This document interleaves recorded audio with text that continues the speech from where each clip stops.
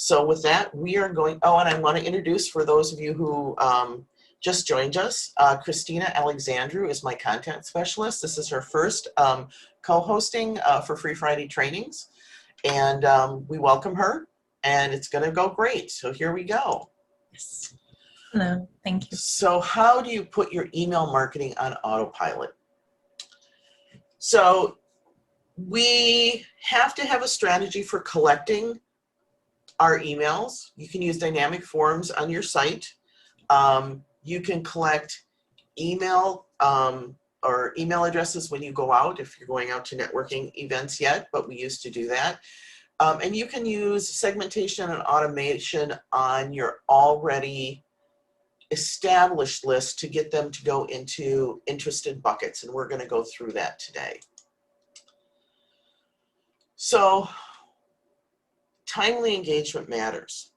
You know, automation builds relationships, and you have to think of an online relationship a little different than a regular relationship, but it is a relationship because that's how people communicate today. You know, I have a 30-year-old son who doesn't meet, who owns his own business and has a limited amount of people, and he uses a dating app. So he's going to kill me if he sees this. But building relationships online is different for those of us who are a little older. We think we want to have that face-to-face, but what you're trying to do when you're building that relationship is get to that point.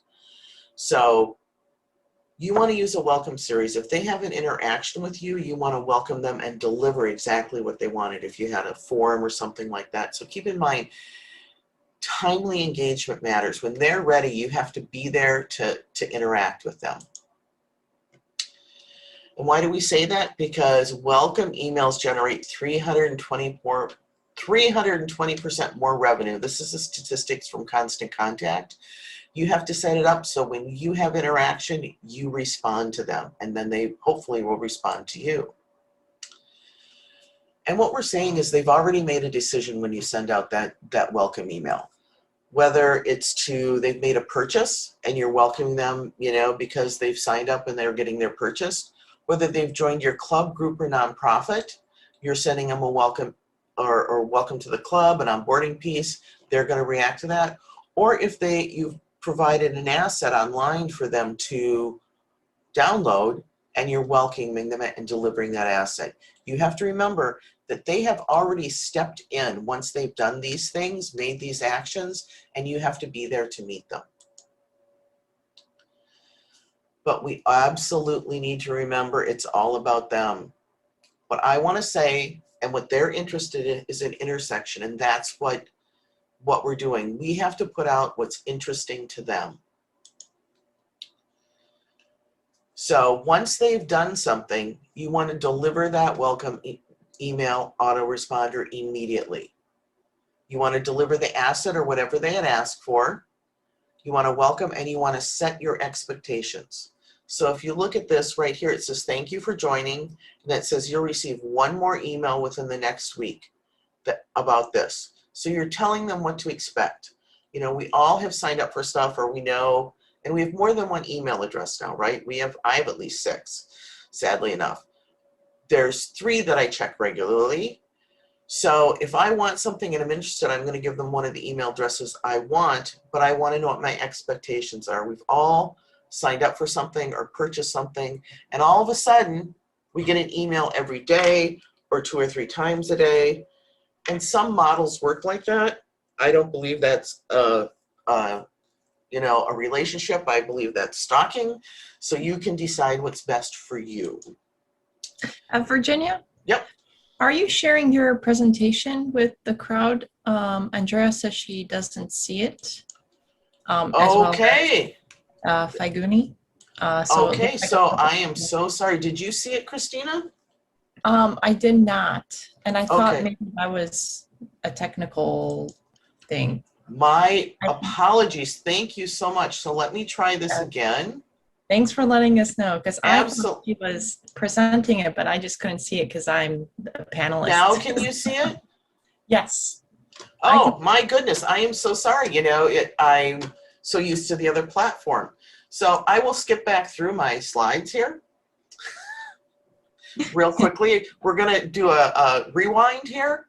I probably won't say everything the same, but you'll see my screen. So we're going to put our email on autopilot. We're going to use dynamic forms on the website to get them to sign up. We're going to engage those people with a welcome series, and we're going to use click segmentation to automate and send timely, relevant content. And remember, timely engagement matters. We want to build that relationship for everyone. So welcome emails generate 320% more revenue because they have stepped into the space. And we want them, once they're in that space, we want to be there for them.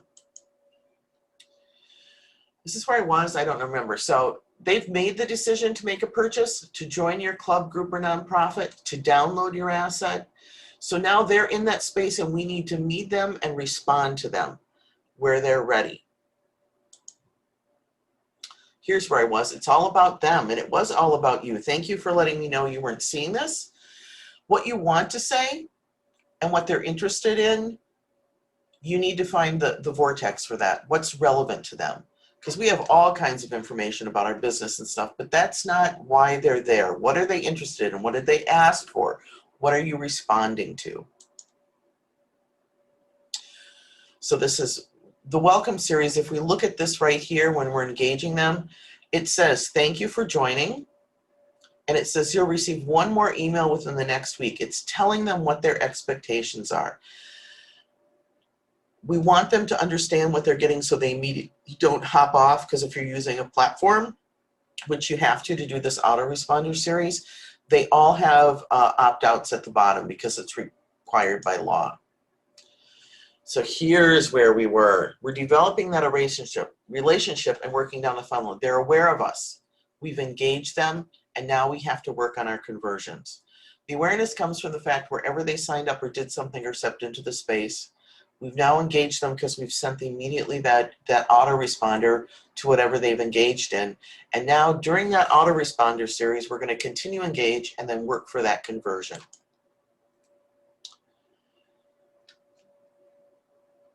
So how do you get them on specific lists to trigger a email series? One of the things we want to do is a call to action, whether it's download a PDF from our website, whether it's watch a video, whether it's clicking a link inside of an email, or they click a specific link, because they can click any link and go to the same one. You set it up so whatever action they take has a reaction. And we've connected that action that they've taken to a specific list that we've created in our email platform. And you all know I use Constant Contact. And then it drops them on a specific list that is connected to an autoresponder series and pushes it through and then starts marketing to them. So before all that happens, you have to define your series. And if you've never done an email series before, you need to start with a welcome series. It's going to be the easiest thing for you to do. What are you trying to do when you're welcoming them? I would do a set of 3 or 4. Make it easy for yourself. Define what the goals is. If they purchase something, I'm going to send them the welcome email, tell them how many emails they're going to get, and in those emails, I'm going to put content and offers.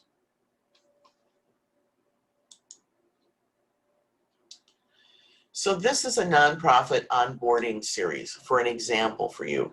So they've adopted a dog. So the first day, they're a new dog parent, you're going to welcome them, you're going to give them a PDF that gets training tips and resources. You could even send them a video on training or something like that. But right away, you want to offer them something for nothing. You're offering your expertise, you're glad they're a parent, you're sending that. Then the next one is offering information, right? You've been in the home for a week. Here's a pet training guide, a pet transition guide, because it's an adoption, what's going on, things that you know. And then in another week, you can send them a thank you, right? That this is your big ask. Your third one or your fourth one or your fifth one, the last one that comes on is really the big ask. You've given them free information and you'll be able to look at your statistics, but now you want them to write a review. You want that review to go out, and that's what you're asking for, because you've already, in this situation, made the sale, so to speak, because they've adopted. But now you want that social presence, because you want them to write a review so you can pull it back in so other people can see how great you are, and possibly start someone else on this journey. So 77% of automation users see an increase in conversions. And I can attest to that. When I first started using automation, I would, my ask was to meet for a cup of coffee to learn about their business. And I was shocked to find out that a large percentage of people would like to come talk about their business. And it wasn't about me, it was about them and about their needs, and just to spend time with them. Now, a long time ago, I used to do it in person, and then I used Zoom probably 2 years before the pandemic, so I was very comfortable with it, and would meet people on Zoom because it was just easier for me and them. And I did see that conversions, and these were conversions from where I did in-person events for SCORE or chambers and stuff. So I thought it was great. So let's talk about defining our triggers to get the whole thing started. If you're on a website, this is going to be a new person who's signing up for something. And you're not going to ask them to sign up for your newsletter because not one of you wants a newsletter. None of you has time to read a newsletter. You might offer them tips. You might offer them information. So here they have this one, the weekly plant giveaway, so people can sign up. Oh, I love plants. Maybe I can win. I'm getting on there. This one is generic. It says sign up for updates. I would be more specific. And this one is a shopping site that says welcome. You could send them fashion tips. So you need to offer them something they want to get as opposed to a newsletter. The only newsletters I would say that are still relevant is if you're a nonprofit and you're sending a lot of information to your fans, or if you're a community that needs to get a lot of information out, but you still need to keep it trimmed down because we only have time for small chunks of information. So downloading a PDF, signing up for an event, entering a drawing. If you have email, and these are existing people on your email, but you still want to continually market it and keep track of them and remarketing to them, when you send out your email, you may have a click on a link for something that's interesting or watching a video to find out what they like, and that can drop them on a new autoresponder list. So you can continue to market to their specificity. Is that a word, Christina? Yes, it is. Specificity. Sounds like it. It's Friday. So we need to define, when we're setting up what our content and offers are. So we have to create some address. One of the things we created was how to, what was the ebook you just did for nonprofits, Christina? The ebook. Tell Your Story, that was it. Yeah, the Tell Your Story. Which we offer for free. So how to write an ebook. Get an extra 20% off. Last chance, write the perfect white paper. So all of these things, a video, an ebook, a coupon, a white paper, anything they're clicking on your website or in your emails that you send out, will drop them on a new list for you to market because they're interested in that. So you have to define those offers. So once you've defined those offers, here's your journey, right? Here's your email journey. You're going to deliver that asset, if that's what they asked for, and thank them and set their expectations. Then you're going to provide valuable information. Then you might highlight a unique aspect of your business that would be of benefit to you. No sales pitches at this point. And then in your last email, it's the big ask, what you want from them. Whether you're selling a specific item at a discount, whether you're asking them to meet, whether you're asking them to do a review, whatever that big ask, that's what you do in your last email, because up to then it is what's beneficial to them. So when you're writing this series, we want to make sure it's evergreen. So no matter when someone jumps on that series, the offers and the content is viable. You know, you can't have a coupon that expires on a specific date. You can't promote to a specific season, and you can't give a time limit. Christina and I are working for a client who we were discussing their auto series, which is very complicated. It's multiple levels just this last week. And they only want to offer tickets for a specific season. And so we're trying to figure out how to do that without causing problems. And it is a challenge because they have specific seasons. So that's going to take more management on their part to know when to open it and when to make the updates. So keep in mind when you make your autoresponder series, so it works for you and you don't have to maintain it and make changes in it, you have to make it evergreen. So let's look at some data and some triggers in the back end. So this was an email promotion we sent out to nonprofits about telling your stories. Christina wrote the Tell Your Story ebook, which we wrote for nonprofits, but could be for any business. And we sent it out, 9% open and 70% click through. So this it is, here's your ebook. This is also on our website to get people to sign up to get this ebook, and it's free. Then we sent the second one out and we got more. It's about creating our brand. These are the mobile versions. They were easier to put on the slide. So it's designing your brand and how to use Canva. It's a benefit to them if they haven't heard of Canva and what to do when they use it. So it's telling you how many were sent, how many were open, how many were clicked through. Now, this click-through rate, if I've clicked on the item in my email, I can send them immediately to another autoresponder series or put them in another bucket to use later to market to, because I know that they have clicked on something. So this series is a little longer because it's a longer marketing funnel. So then we have 3 more. The next one is about managing 7 ways to manage your brand, which we sent out. Now this one got open even more opens, but less click-throughs. So we have to look at the 2 of those. The next one we sent in this series was about Google Ad Grants for nonprofit videos, which got 8% and 3%. So each one, I'm giving them something all the way along, and then in the, my last one didn't come up. Oh yeah, this is it. This is my last one, okay? So let's go back to that. I thought it would pop up. I put another. Down here, this is my big ask, right? So this is what I'm asking after I've given them all this free stuff.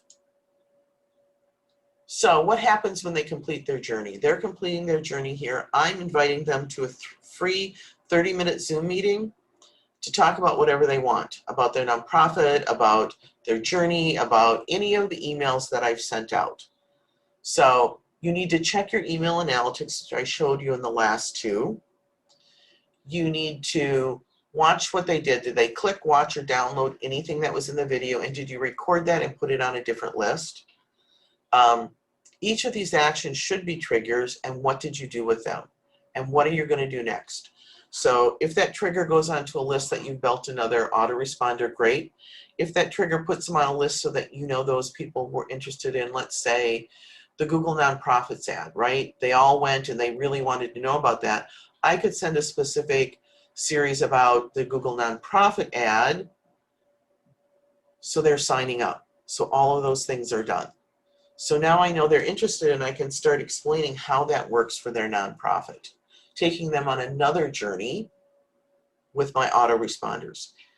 You have to take a deep breath because you can get so deep in autoresponders, you're lost. You need to know where you're going and what you want to do at the end of that journey. So what's next? So we want to start a new journey. We've welcomed them. Is it about services? Is it about loyalty? So we want to take awareness to consideration, purchase to services, and then loyalty to keep them reminding what you can do for them. So I went very quick because this is only supposed to be a 30-minute piece.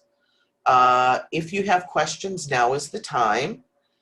So Weiskopf Consulting Education has the signups. We have 2 more upcoming. One is on Google pay-per-click ads in August. The next one is on how to decide where to spend your money on advertising on Facebook and other social platforms. And obviously you can find all of our previous webinars on the YouTube channel. So if there are any questions, I would love to hear them now. There are no questions at the moment, but please do feel free to ask us. We're here to help.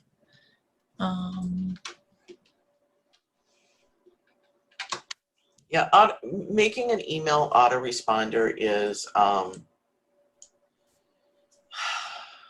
work, but I would start with a 3-part series. I would do the welcome series. Now, when you're on any platform, there's usually a canned welcome email that sends out one that whatever platform has. I usually shut that off, and then I do a set of 3. So that whenever you put someone on your email list, wherever it is, they're new to the whole thing, they're dropped on it, and the series starts. You have to do a little bit of list management and decide how that's going to work, which list they're dropped on and where they go from there, and where you add people. Again, it's work. It doesn't happen in a vacuum, but I will tell you, you do get response and interaction and business from it. And Donna has a question. Thanks for asking, Donna. Do you recommend an email marketing platform? So I use Constant Contact. I've used it for a really long time. I started with Constant Contact when only Constant Contact and Vertical Response were in the space. There's a lot of other email platforms. They all do. You have the basic ones that can do stuff for you. You have the ones that are very complicated, that have a lot more AI in them. I'm comfortable with Constant Contact. They're constantly growing and changing. They're adding more AI and more social media. So that is the one I do use. And if you have any questions, you can call Christine or I, and we can help you with that. Another question here in the chat from Deborah. Thank you, Deborah. Do you have experience with HubSpot automations and existing contacts versus new people and getting them into the right sequence? So HubSpot is like anything else. I don't work in HubSpot. I find it a little pricey. If you're using it, it's fine. It has a lot of AI. It has to do with not looking at HubSpot, but thinking at how you're going to use your lists and segment them and what journey you want to go on. So once you've defined that, I want to say on paper or an outline, then you should be able to go into HubSpot and start setting up those triggers. Because HubSpot, I believe, has more AI. They have some if-then statements. If you're comfortable with that, absolutely can be done.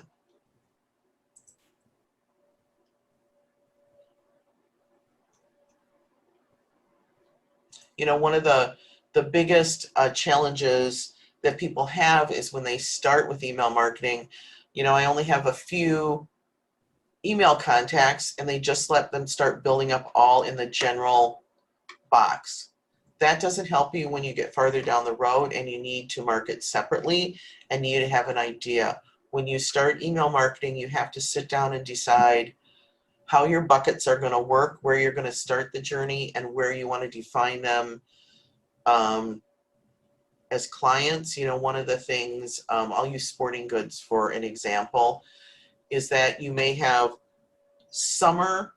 people who like summer sports and people who like winter sports. They can be on both lists, but you want to define them so that when you're marketing your winter sport items, you're not sending it to people who are uninterested. So you need to start from the beginning, defining your lists and putting them on those buckets. So the better you do at that, the better response you get to your email marketing.